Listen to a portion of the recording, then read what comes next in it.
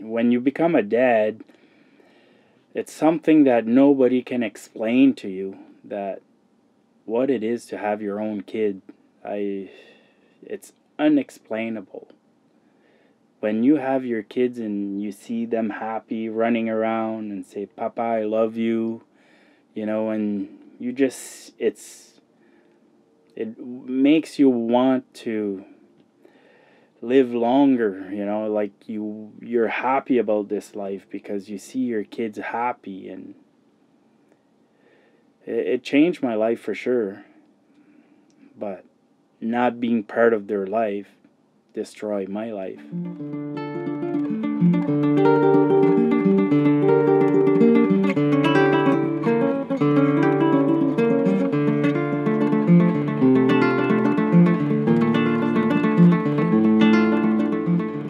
I remember for long stretches at nighttime closing my eyes, and my prayer was, God, if I don't wake up tomorrow, I'm okay with that. It's just I didn't feel that I had anything left over or to look forward to, that everything I'd been trying and doing was hopeless. I wasn't making any ground. I was powerless. We brought Norbert and Jason together to share their stories. I've been separated for 3 years. I have 4 kids, and I only see them 2 hours every 2 weeks. I'm trying to get to see them more often, but I can't fight in court. I don't have any money, so the minute I got separated, I pretty much lost my kid. I didn't have enough money to rent an apartment. Jason lost his house, his car, his job, and his ties to his church to move closer to his children. Basically, it was my bed before I found the trailer, so it was a bit small. 4 kids. The boys are from my first separation.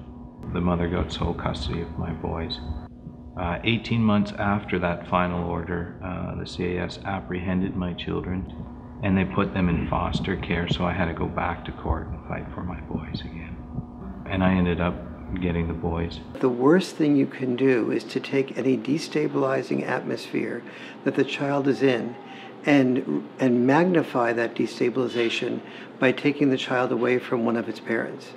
When a child is experiencing divorce, a destabilizing atmosphere, verbal violence, and even physical violence, the most important thing it needs is both parents, especially unless one of those parents is directly abusive to that child. Jason, I understand you were arrested 2 years ago. Can you tell me a bit about that? Yes, I was at my wife's house, and the kids were upstairs. They were playing, and we had a little argument. She was yelling and yelling. I had asked her a few times to stop, which she wasn't, and I panicked, and I put my hand on her mouth. For 5 to 10 seconds, I brought her into another room. Then I noticed that I went too far, so I let her go. I ended up in jail for 2 days. I got out.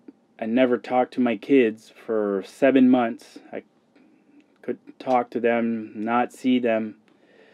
Were you charged with anything? Yeah, I had 3 charged with assault, charged with breaking the court order, and 1 to have hold my ex into a confined space.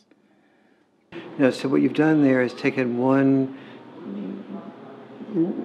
act that was not good, and you've made it into 2 acts that are not good, except the second one is terrible and the first one is bad.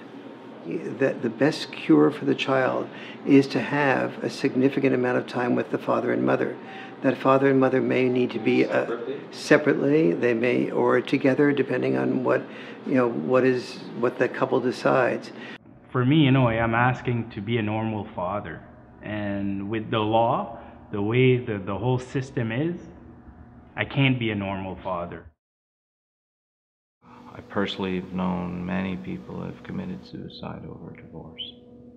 Just last week, I'm in the union, I'm chief shop steward. One of my shop stewards drove himself into a tree over divorce. I met someone who helped me a lot in a forum, a divorce forum. Brilliant, brilliant man. I got to know him. I got to know his children. His daughter and my daughter became friends. He committed suicide as well. So there's a huge cost, and it's not the money that's killing these guys. It's the emotions. It's everything that's attached to the money. It's that not being able to see their way out of it. I've been there. I've looked at the abyss, and I've gone through it. This is what motivates suicide. When you feel like there's nobody that loves you, there's nobody that needs you, there's no hope of that changing, and you don't have good skills at communicating your emotions and somebody you feel will really listen to you empathetically. When those four things combine, then men are prime candidates for suicide. Those four things combine when a man and a woman divorce, so he feels like nobody loves him, nobody needs him. Given the court situation, there's no hope of that changing. And many men have the problem of not being able to feel that they have a lot of good men that can really listen to them, or other good women that can really listen to them. Norbert invited Jason to the farm where he keeps honeybees. Hey, Jason.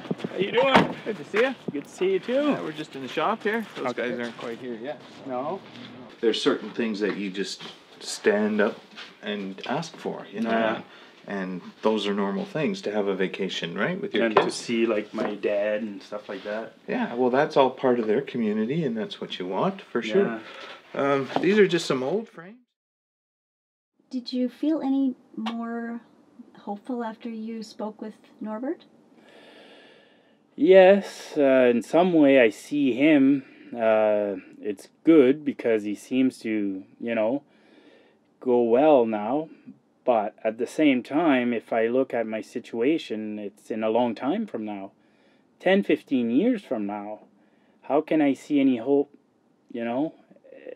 Every day it's hurting. I wish I could bring them to the pool. I never seen my twins swimming yet. Even my oldest daughter, hurting me. I never brought my little boy in the pool yet. It was killing me. So when I went in Alberta, I didn't know how it's going to turn out. It was really hard. I don't even know how to do it still.